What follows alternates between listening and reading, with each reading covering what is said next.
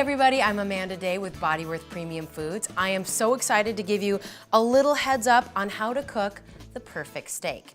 Right here we have our wonderful, beautifully marbleized ribeye. It's a 21-day aged premium grass-fed steak. It's pretty much the best you can get your hands on. Most important thing, we want to get our pan really, really hot because we want that sear on our steak. I'm going to turn it to medium-high heat. I'm going to put about a tablespoon of olive oil right in the pan and get that heated up. And then what I want to do is make sure, now my steak has been out of the fridge for about 30 minutes. You want to make sure your steak is room temperature because if you don't, when your steak hits the heat, it's going to seize up. You don't want that. You want all those flavors to really be able to saturate the meat. I am drying this off, as you can see. Dry heat is a secret of the chefs. They make sure their steak is really, really dry because that gives you the caramelization on the outside of the steak.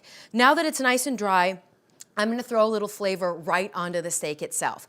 I'm making a very simple dry rub. I'm using a mixture of garlic and a few herbs. Really, whatever flavors you love, throw that in there. Rosemary is another great flavor enhancer. So I'm just going to put a little bit of this on top. I'm going to use a little bit of cayenne pepper as well to give it a little kick, because I like a little kick.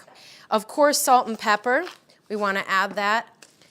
And then I am going to really rub that into the meat.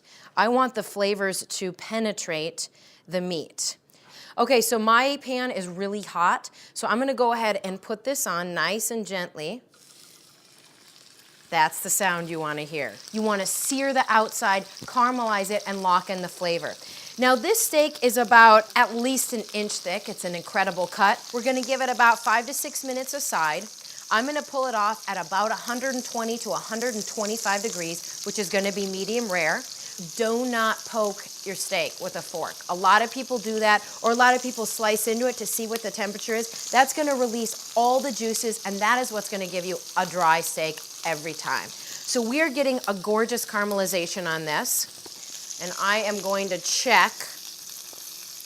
Oh yeah. So this, I want to make sure you can see the caramelization on that is just incredible. And that's what's going to give you tremendous flavor.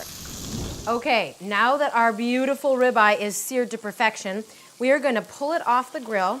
And remember, you really only need to flip this once. You don't want to keep flipping it and touching it. You want to let the flavors just soak into the steak. What I'm going to do now is called tenting, which is kind of funny. I'm just going to lightly rest this tin foil over the steak. We want to make sure all of the meat juices go back into the meat itself. This allows the steak to keep warm. It's going to raise the temperature, continue to raise the temperature by a few degrees. So keep that in mind if you're looking for medium, medium rare. So our steak has been resting about 5 minutes, which is what the time that you want to give it. And I am going to cut this open. So excited. And show you guys how good this is. Look at that. That looks good. So for more information and to have this delicious steak on your kitchen table, go to bodyworth.com. It's very easy to order and you get rewarded for eating this well.